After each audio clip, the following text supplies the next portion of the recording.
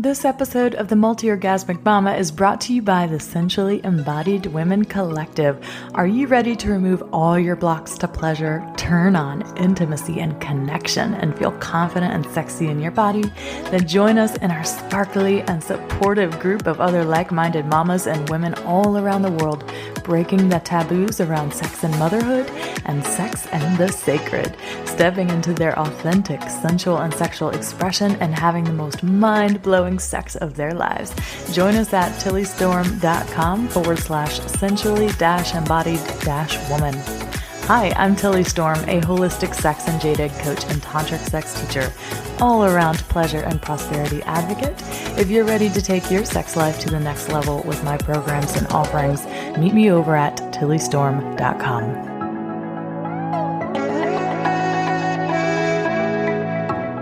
Welcome back, Hot Mamas. Today we are continuing on our Life Transitions series, and this week it's all on sex after having a baby. This is for if you have recently had a baby, or you are struggling to reconnect with your body and sexuality after having a baby, or breastfeeding. It could be, a year, a 2-year postpartum thing, even 3-year postpartum thing, whatever. It's for anyone who's struggled to reconnect after birthing children. So I'll be sharing with you several ways that birth affects your sex life and how you might be able to ritualize the transition from maiden to mother. But first, I have several announcements for you. I wrote a book and it's called Ignite Your Desire, and you can download it at www.tillystorm.com/e-guide. It's for those of you women who want to understand deeper some of the concepts that I discuss on this podcast, like why you feel the way that you feel sexually, the 4 reasons it's so difficult to connect with pleasure and prioritize it, and the exact 4 things that you got to do to reclaim your pleasure and get the spark back in your life again.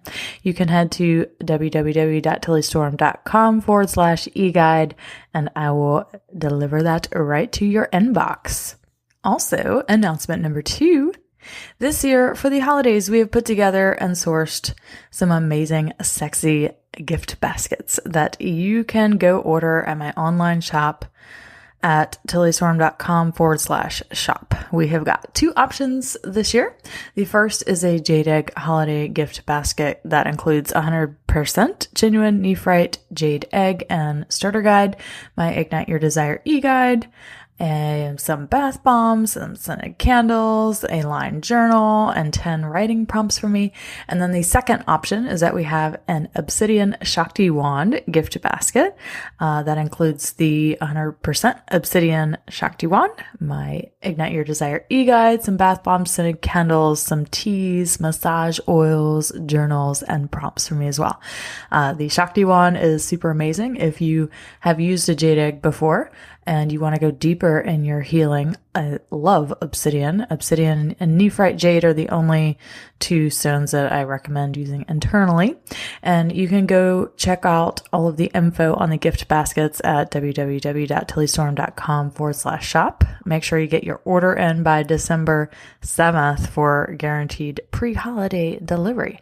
And third announcement, it's our 3-year podcast anniversary, and we're celebrating by giving one of the baskets away by choosing a random winner who rates and reviews the podcast on iTunes between now and December 7th. All you have to do to enter the giveaway for either the jade egg or Obsidian Shakti Wand holiday basket is to screenshot your review on iTunes and email it to us at Lacey, Lacey, at themultiorgasmicmama.com.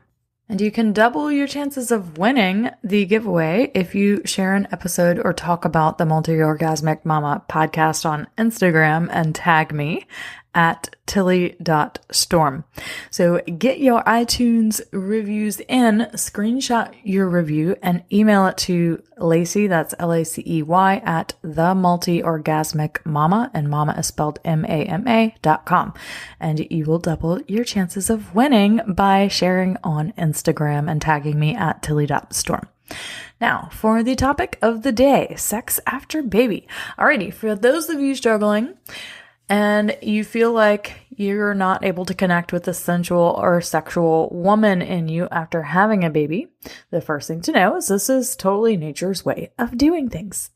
Generally, there is a time, usually between 6 months and a year, where your body is just not naturally going to be as sexual as you were before so that you don't make another baby. It's nature's birth control per se. It only becomes an issue when you've passed a certain amount of time and it starts to become a contentious thing, something that you're struggling with internally or that you're struggling with your partner. So in other words, it's only a problem if it's a problem, right? It's not a problem if you don't perceive it to be a problem. But if it is, then, a lot of women ask, well, what can I do? How do I get my desire back? How do I make amends with my body? How can I feel great in my body again after having given it to, the growth and development of a being for so long? And if you're breastfeeding, even longer. All right. Life transitions are all about realizing that there's a season to everything and that eventually the seasons change. The life transitions that we're discussing with in the series are all about recognizing that sexual desire fluctuates throughout the course of a woman's life, that it's not something that's just always going to be there. For some women it will, but not everyone. And that this fluctuation is normal and that we need to normalize it, and that women are always infinitely turned on and desirous, especially while going through a life transition. However, again, if it's a problem to you, you perceive it as a problem, and you find that your desire doesn't return and you want it to, or you haven't been able to reconnect or reconcile with your body, and you're having a hard time getting out of a winter season and coming into spring again, then know that help is out there for you. And I discuss a lot about how that happens and how you can get yourself out of winter in the Ignite Your Desire e-guide at tillystorm.com/e-guide. Usually what happens is that some sort of latent trauma is hanging out from the birth or breastfeeding itself that will keep a woman's desire under lockdown, or the negative body image or any other negative conditioning that you had before the birth will very much likely be amplified through pregnancy and childbirth and become an even bigger issue after the baby arrives. So working through this trauma and this negative body conditioning may be necessary in order to uncover and reignite your desire again. So just as I mentioned on the podcast on hysterectomy and menopause, you can use the healing time to deepen the communication and the connection with your partner as to focusing solely on intercourse. Of course, there are so many different ways to sexually connect that aren't friction-based on the genitals, that don't involve penetration. There's so many different types of orgasmic experiences to have that have nothing to do with the clitoris. And this is one of those times that can be great to explore different parts of your body, different erogenous zones, different ways to connect sexually, sensually, and emotionally by learning some tantric communication connection practices that I teach in my tantric sex coaching program, or just to play with full body and energy orgasm.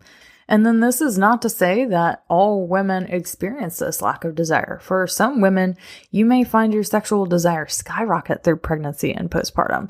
I know I didn't struggle with my sexuality at all in either of these phases, but the reason I got into doing what I'm doing is because I worked at a birth center for so long and noticed how many women actually do struggle with connecting with their body and sexuality after having a baby.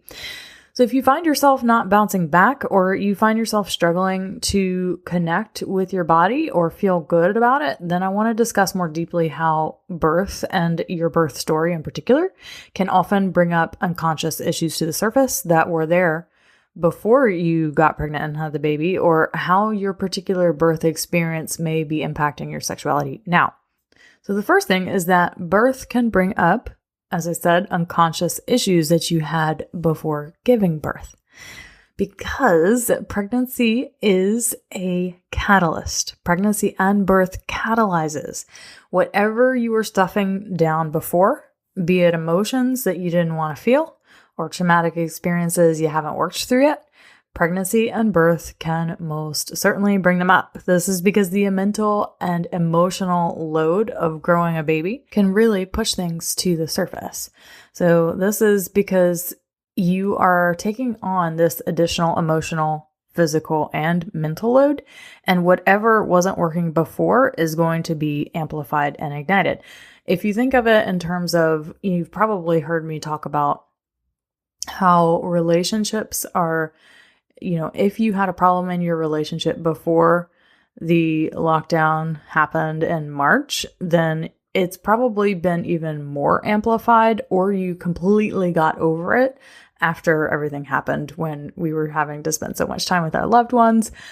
It was like everything was magnified and amplified because this whole situation has been a catalyst for change.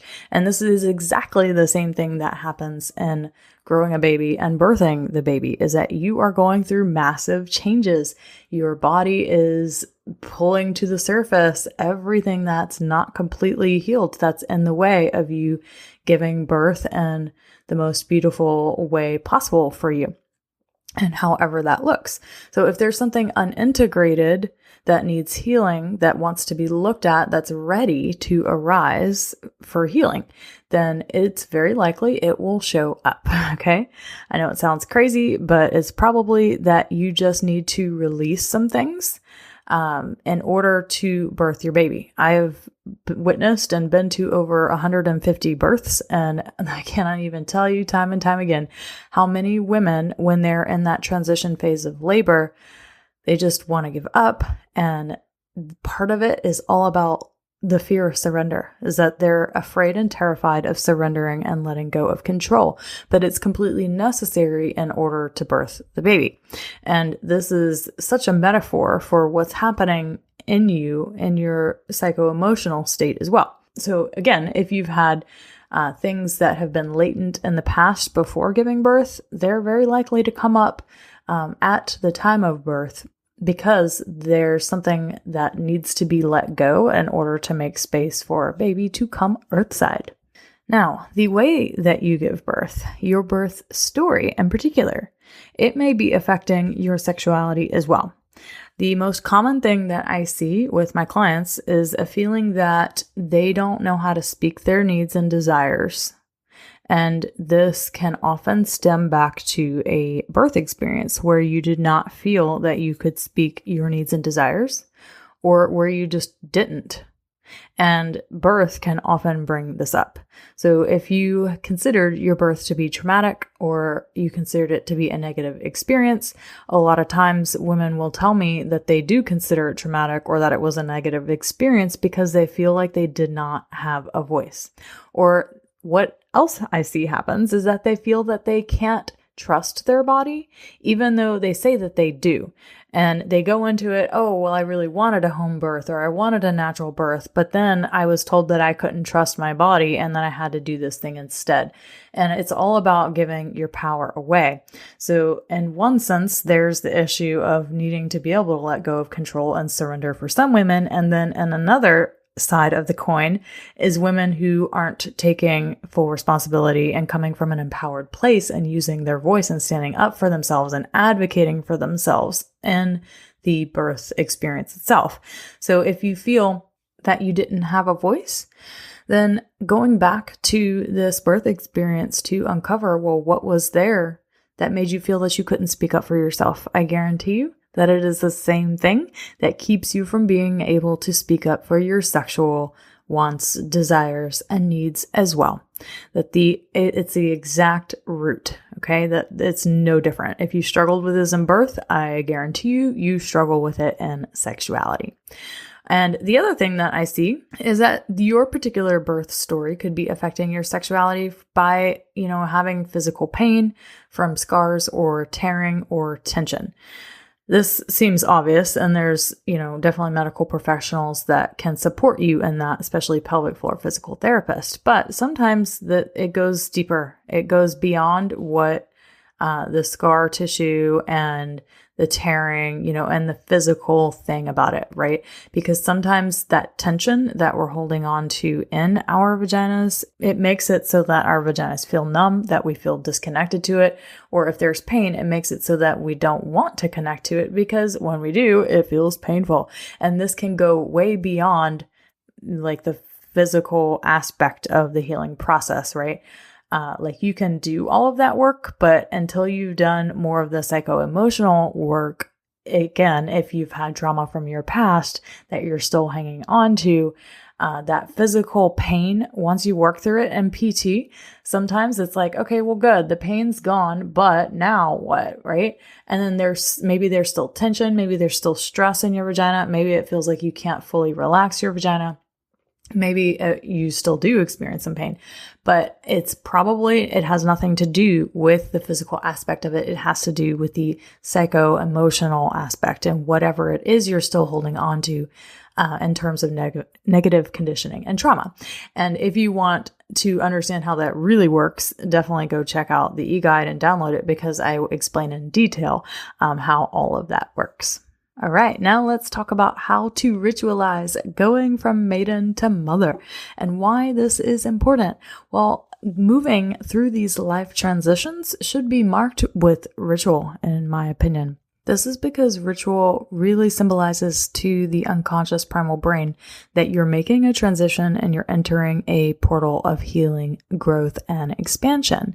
And it symbolizes that this is important, that this is something that we can enter into clean and clear, and we can cut and break any cords or ties with the version of ourselves that we are leaving behind, and be super clear about what we're leaving behind versus what we're moving to in the future. So in the ritual, I would include statements in a way to symbolize the statement of something like, I'm now transitioning from maiden to mother. How can you symbolize that? Or I'm now letting go of the body that I once had and embracing the body that is now mine to have. And symbolizing that in a certain way, as well as like maybe something around, I will honor the body that I'm now stepping into with acceptance and love. Because I think it's ridiculous for us to assume that the body that we had before we became mothers would be the same body that we expect to have after. I think it's kind of ridiculous, actually, that we would even put that sort of standard on ourselves. So, all of the articles that you see about how to lose the baby weight and how to get back to your pre-baby weight, that's awesome if you're able to do that. I was able to do that. But not everybody is going to have a body that is able to do that, no matter how hard they try. And I think that putting that sort of standard on ourselves postpartum is very, very damaging, because how can you expect to go through this huge transition and to come out the same person on the other side? Well, I hope to God that you're not coming out the same person on the other side, because you're now becoming a mother. And that takes a whole new set of skills, a whole new person to step up and be the mom that you need to be for your children. So how can you expect to maintain your old way of being and your old physical form in this new portal that you have entered called motherhood? All right, hot mamas. I hope you now have an understanding of how you might be able to ritualize the experience. And it doesn't matter how postpartum you are.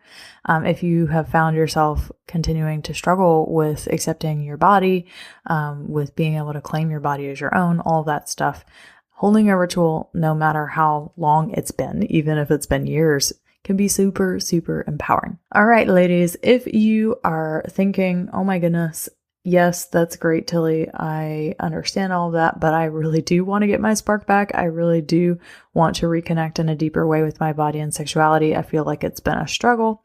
Please go download the e-guide at www.tillystorm.com/e-guide. And don't forget about those holiday baskets and our 3-year podcast anniversary giveaway. Go rate and review this podcast on iTunes. Send us a screenshot of your review to Lacey at themultiorgasmicmama.com, and you will be entered to win the giveaway. All right, my loves, have a wonderful week, and we'll be back next week.